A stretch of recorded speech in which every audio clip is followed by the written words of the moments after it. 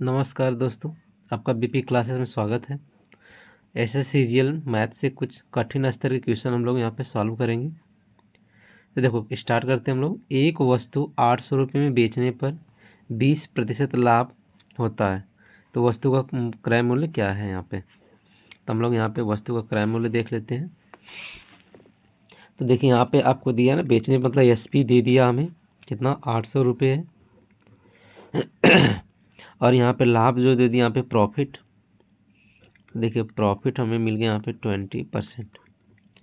तो यहाँ पे देखिए फार्मूला हो जाएगा CP इक्वल SP मल्टीप्लाई 100 हो गया यहाँ पे, और यहाँ पे 100 और प्लस होता है यहाँ पे क्या, प्रॉफिट होता है। तो हमने P लिख दिया यहाँ पे, P का जो परसेंटेज रहेगा। तो कैलकुलेट कर लेंगे यहाँ पे SP कितना है 800 रुपये, और यहाँ पे 100 हो गया, और बाई हो गया यहाँ पे 100। 20% का लाभ हो रहा है तो 20 हमने ऐड कर दिया, तो 800 मल्टीप्लाई यहाँ पे हो गया 100, और 100 में 20 ऐड कर देंगे तो 120 आ गया यहाँ पे। अब इसके बाद देखिए यहाँ पे 0 से 0 कैंसिल हो गया। अब यहाँ पे आप 4 से डिवाइड कर देंगे, 4 3 जा हो गया यहाँ पे 12, अब 4 से डिवाइड कर देंगे यहाँ पे हो जाएगा 20। तब यहाँ पे आ जाएगा हमारा कितना 20, मतलब 2000 आ गया यहाँ पे, और बाई हो गया 3। अब हम लोग क्या करें, यहाँ पे 3 से डिवाइड कर देंगे 2000 में। तो देखिए 3 6 जा हो गया यहाँ पे 18, और यहाँ पे हो गया आपका 2, फिर 0, फिर 3 6 जा 18, फिर इसके बाद फिर अगेन 6 6 आएगा आपको। तो अप्रॉक्सीमेट कितना आ जाएगा हमारा 666 आ गया, और इसके बाद 666 आ गया, मतलब आप अप्रॉक्सीमेट देख सकते हैं 6 6 660 640 670। तो हमारा यहाँ पे अप्रॉक्सीमेट 670 के आसपास जाएगा आंसर। ठीक है, एक्चुअली इसका आंसर तो ये हुआ 666.6 ये आएगा हमारा। तो अप्रॉक्सीमेट रख लेंगे हम लोग 670 रुपये। चलिए अब लोग नेक्स्ट क्वेश्चन देख लेते हैं यहाँ पे।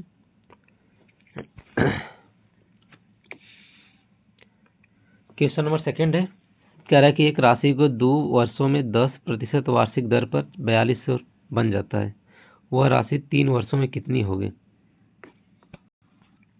तो देखिए यहाँ पे चक्रवृद्धि ब्याज दिया हुआ आपको। तो ये फार्मूला होता है A बराबर P 1 + R/100 के पावर n। अब एक राशि 2 वर्षों में 10% 4200 रुपये बन जाती है, तो यहाँ पे 4200 लिख दिया मैंने। ठीक, और यहाँ P की वैल्यू फाइंड आउट कर लेते हैं 1, R की वैल्यू यहाँ पे दिया 10/100 हो गया, यहाँ पे n की वैल्यू हो गई 2। तो देखो 0 से 0 कैंसिल हो गया, यहाँ पे हो गया 4200 इक्वल P 10 1 जा 10 1 11, यहाँ पे 11 बाई हो गया यहाँ पे 10 का होल स्क्वायर हो गया।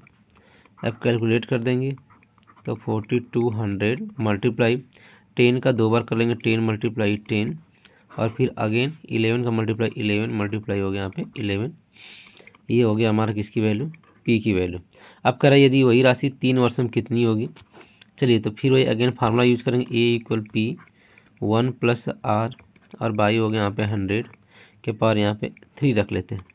तो P की जगह वही रखेंगे 4200 मल्टीप्लाई यहाँ पर हो जाएगा 10/10, और यहाँ पर हो गया 11 मल्टीप्लाई 11, और फिर इसके बाद यहाँ पे देखिए 1 + R की वैल्यू यहाँ पे हो गया 10, और फिर यहाँ पे हो गया 100 के पावर यहाँ पे हो गया 3, 0 से 0 कैंसिल, 10 1 जा 10।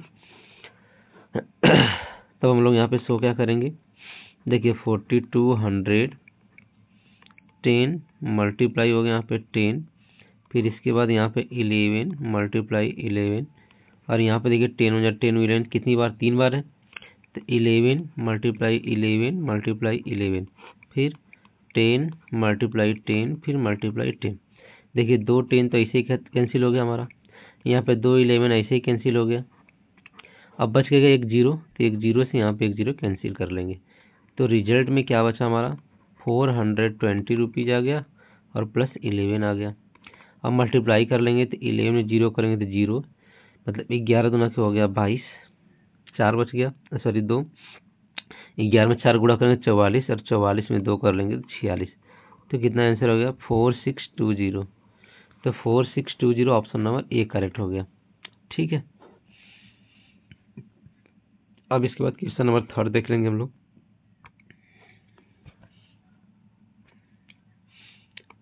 देखिए क्वेश्चन नंबर 3, एक ट्रेन 60 किमी प्रति घंटा से चल के 10 मिनट देरी से पहुंचती है।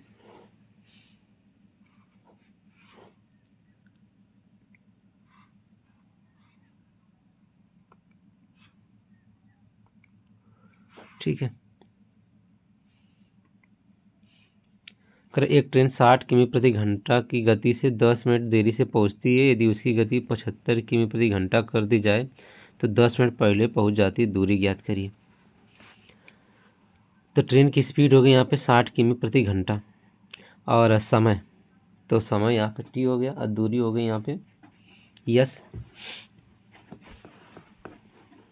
तो देखिए अगर हम लोग एवरेज 60 किमी प्रति घंटा और 75 किमी प्रति घंटा कर दी जाए तो दूरी यहाँ पे हो गई इसकी दूरी x मान लेते हैं, और समय नॉर्मल जो समय हो गया यहाँ पे, इसका जो नॉर्मल समय की बात कर लेंगे तो ये हो जाएगा t। तो 60 किलोमीटर प्रति घंटा हो गए। देखिए 60 किमी प्रति घंटा 10 मिनट देरी से पहुंचती है, तो 10 मिनट देरी से पहुंचती है तो मान लेते हैं कि इसका टी समय लगता होगा और टी घंटा लगता होगा, और 10 मिनट की बात कर लेंगे तो 10 बटा कितना हो गया 60। अभी इतना डिस्टेंस कवर किया, अगर इसकी स्पीड यहीं पे होगी 75 किलोमीटर प्रति घंटा, तो अगर हमने टी हावर मान के रखे हैं और 10 मिनट पहले पहुंच जाती है तो -10 बटे कितना होगा 60। अब यहाँ से हम टी की वैल्यू फाइंड आउट कर लेंगे। तो देखिए यहाँ पे हो गया 60 और मल्टीप्लाई यहाँ पे हो गया आपका टी, ये 0 0 कैंसिल हो गया, तो यहाँ पे होगा 1/6, यहाँ पे हो गया 75 मल्टीप्लाई टी माइनस 0 0 कैंसिल, 1/, यहाँ भी आ गया 6। पहले यहाँ से कैंसिल कर लेंगे, 15 चौके 60 हो गया और 15 पचे 75 हो गया। तो 4 गुणा कर लेंगे यहाँ पे तो 4t हो गया, और यहाँ पे गुणा कर लेंगे तो 4/6 हो गया। यहाँ पे कर लेंगे तो 5t और माइनस हो गया यहाँ पे 5/6 हो गया। तो t एक साथ कर लेते हैं, तो देखिए 4/6 और -5/6 इधर जाएगा तो +5/6 हो गया। 5/5t में से 4t हमने क्या कर दिया घटा दिया, तो यहाँ पे 6 6 5 और 4 कितना हो गया 9, तो 9 बटे हो गया 6, और 5t में से 4t जाएगा तो यहाँ बच गया t। ये हो गया हमारा समय। ठीक, तो दूरी अगर हमें निकालना x की वैल्यू, तो x की वैल्यू अगर हम निकालेंगे यहाँ पे कितना, ये वाले फॉर्मूले पर रख लेते हैं। अगर हमारा 60 किलोमीटर प्रति घंटा चल रहा है और समय कितना है 9/6 आ गया, और प्लस हमें कितना ऐड कर देना है यहाँ पे 1/6, 10/60 मतलब 1/6 हो गया। तो हमने यहाँ पे कैलकुलेट कर दिया।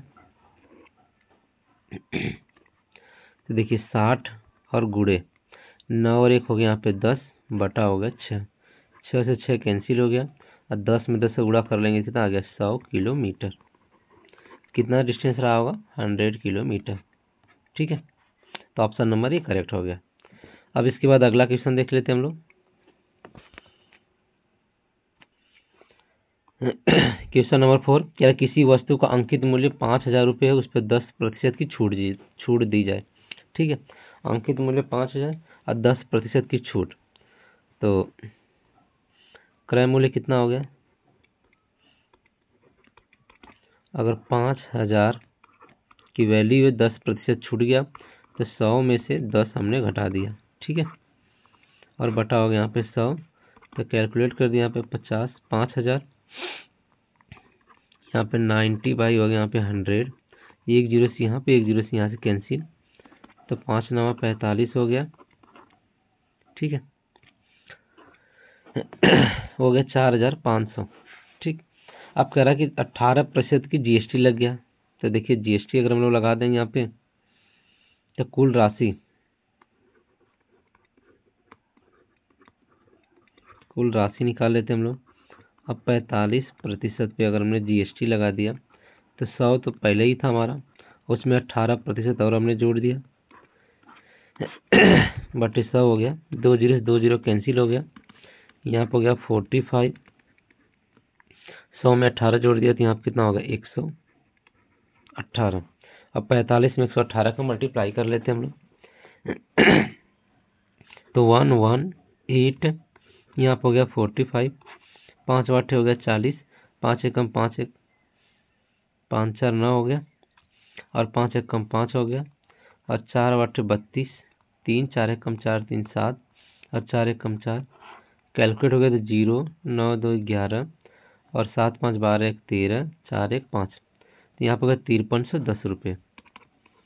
तो टोटल राशि कितनी पेड करनी होगी? 5310 रुपये पेड करनी होगी। देखिए ऑप्शन नंबर हमारा ए करेक्ट हो गया। चलिए अगला क्वेश्चन देख लेते हैं हम लोग यहाँ पे। तो क्वेश्चन नंबर यहाँ पे 5 है। कह रहा है कि दो संख्याओं का अनुपात 3 संबंधे 5 है, उनका योग 64 है। तो बड़ी संख्या क्या है? तो अनुपात, पहले अनुपात को हमने x कर लिया, जो अनुपात है x हो गया, तो छोटी संख्या होगी 3x, बड़ी संख्या होगी यहाँ पे 5x, और दोनों हो गया 64, 5 3 8x, ये हो गया 64, तो x बराबर होगा 64 बटे 8, ये हो गया यहाँ पे 8। अब बड़ी संख्या कितनी है? 5, तो 5 में हमने 8 का गुणा कर दिया, 5 8 कितना हो गया 40, यही आंसर करेक्ट होगा option number C. Question number 6 देख लेते हैं। कह रहा है कि एक वर्ग का क्षेत्रफल 786 वर्ग सेंटीमीटर है, उसका परिमाप क्या होगा? तो एक वर्ग हो गया यहाँ पे, ठीक है।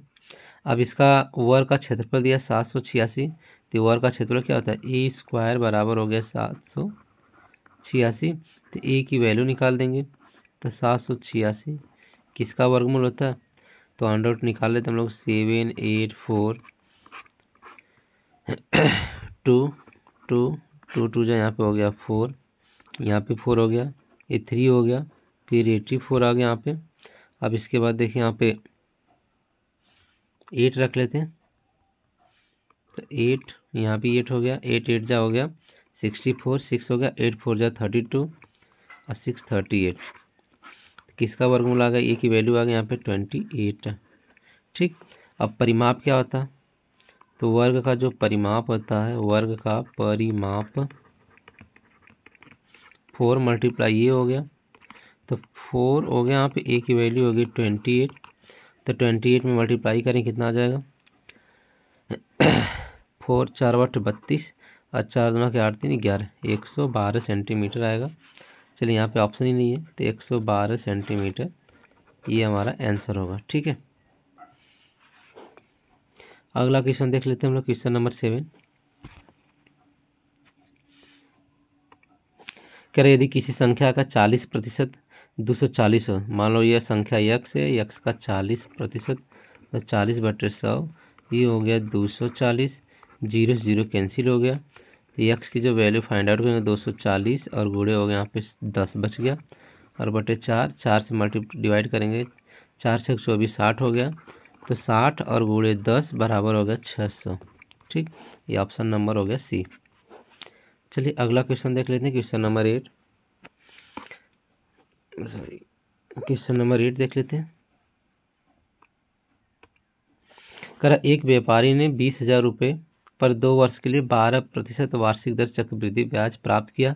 ब्याज की कुल राशि, तो बस यही फार्मूला, ए बराबर हो गया P 1 + R बाई हो गया 100 के पावर 2,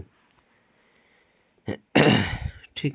ये ए की वैल्यू हो गई, तो ए की वैल्यू कितनी होगी निकालते हैं हम लोग यहाँ पे मिश्र धन, तो 20,000, और यहाँ पे 1 प्लस यहाँ पे हो गया 12 बटा हो गया 100 के पावर 2, कैलकुलेट कर लेंगे 20,000, तो 4 से भाग कर लेंगे तो ये आ जाएगा यहाँ पे 3, और 4 से यहाँ कर लेंगे तो 25, 25 से 25 3 28, तो 28 और गुणे 28, और बटा कितना हो गया 25, गुणे हो गया यहाँ पे 25। तो देखिए 25 से डिवाइड करेंगे तो 25 वाट होता है 200, और डबल जीरो लग गया यहाँ पे, 25 25 चौके 100 होता, 25 8 200 और डबल जीरो हो गया 20,000 में। और फिर इसको 25 से डिवाइड कर देंगे हम लोग। तो 25 से जब डिवाइड करेंगे तो 25 चौके 100 होता है और 4 8 32। तो कितना आ गया हमारा ये, यहाँ पे आ गया 32। ठीक है, अब मल्टीप्लाई करेंगे कितना आ जाएगा, 32 मल्टीप्लाई 28 मल्टीप्लाई 28। तो 28 का वर्ग होता है 784। ऐसे में 32 का मल्टीप्लाई कर देंगे हम लोग। 2 4 जा 8, 2 8 16 हो गया यहाँ पे। 2 से 14 1 15 हो गया, 3 चौके 12 और 3 8 24 1 25 और 3 से 21 1 22। ये देखो आ गया आपका 8 आ गया, 6 2 8 आ गया। फिर यहाँ 5 5 10, 2 1 3 1 4 और 2, ये आ गया हमें कितना 24 0 8 8। ये मिश्र धन आ गया। अब ब्याज निकालना है तो 20,000 इसमें से घटा देंगे हम लोग। तो जब 20,000 यहाँ पे घट जाएगा तो वैल्यू आ गई हमारी कितनी 8 8 0 और 4। तो ये आ गया 4088। एक मिनट, कहीं गलत हो गया क्या, 28 28 8 8 16 और 8 दूना के 16, 2 चौके 8 2 8 16, 2 से 15, 3 चौके 12, 3 9 8 24 1 25 3 से 21 2 23। यहाँ पे 3 रहेगा, तब यहाँ पे 5 आ जाएगा। ठीक है, ये 5 हो गया, यहाँ पे 25 आ गया यहाँ पे, तो यहाँ पे आ जाएगा 5 आ जाएगा। तो आंसर क्या होगा 5088। ऑप्शन नंबर बी करेक्ट हो जाएगा। ठीक, चलिए अब अगला क्वेश्चन देख लेते हैं। क्वेश्चन नंबर 9 करा, एक नल टंकी को 6 घंटे में भर सकता है, दूसरा नल 9 घंटे में खाली कर सकता है। तो ए मान लें नल ए हो गया, एक नल बी हो गया और ये 6 घंटे में भर सकता है, ये 9 घंटे में खाली कर सकता है। तो माइनस कर दिया मैंने और 6 और 9 का एलसीएम ले लिया तो आ जाएगा यहाँ पे 36। 36 मतलब 4 हो गया, 9 चौको 36 मतलब -4 हो गया। और दोनों एक साथ खोल देंगे तो 6 और 4, तो 6 - 4 बराबर रिजल्ट में कितना आ गया 2। टोटल कितना यूनिट है 36 और 1 घंटे में 2 यूनिट काम हो रहा है, तो कितना आ जाएगा 18 घंटे लगेंगे। ऑप्शन नंबर ए करेक्ट हो गया। चलिए क्वेश्चन नंबर इसके बाद 10 की बात कर लेंगे। कह रहा है कि एक विद्यार्थी ने परीक्षा में 75% अंक प्राप्त किए, 20 अंक से असफल हो गया। यदि उत्तीर्ण का 40% है तो अधिकतम अंक कितने हैं। तो मान लेंगे, माना अधिकतम अंक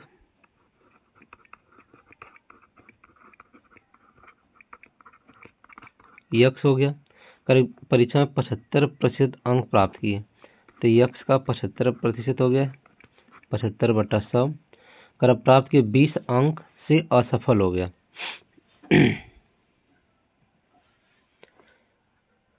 तो 20 अंक से असफल हो गया। और क्या रहा है कि यदि उत्तीर्ण का 40% है तो अधिकतम अंक कितने हैं।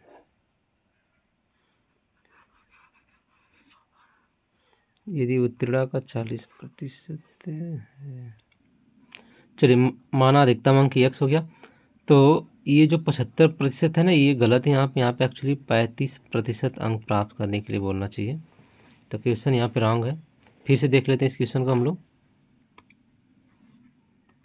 देखिए ये जो 75% है, यहाँ पे 35% मिस प्रिंट हो गया था। तो अगर अधिकतम अंक मान लिया मैंने यक्स हो गया। अब कह रहा है यक्स का 35%, तो यक्स का 35 बटा हो गया यहाँ पे 100। करा कि 20 अंक से असफल हो गया, तो इसका 20 अंक इसमें जोड़ देंगे हम लोग। और कह रहा है कि यदि उत्तरांक कितना है 40% है, तो यक्स का हमने निकाल यहाँ पे 40/100 कर दिया। अब इसके बाद देखिए ये हो गया यहाँ पे 35 यक्स और यहाँ पे 100 में 20 का गुणा कर लेंगे तो हो गया यहाँ पे 2000 और बटा हो गया यहाँ पे 100 बराबर ये हो गया 40 यक्स बटे हो गया यहाँ पे 100 कैंसिल हो गया। अब कैलकुलेट कर लेंगे हम लोग यहाँ पे। तो देखिए 40 यक्स माइनस हो गया 35 यक्स बराबर हो गया यहाँ पे 2000। और इसके बाद देखिए 40 में से 35 जाएगा तो आ जाएगा 5 यक्स बराबर हो गया यहाँ पे 2000। तो यक्स बराबर कितना आ गया 2000 बटे हो गया 5, तो 5 से भाग करें कितना आ जाएगा आपका 4, मतलब 400 आ गया। तो उत्तरांक अधिकतम अंक कितने रहे होंगे 400 रहे होंगे। आई होप आपको समझ में आ गया होगा फ्रेंड।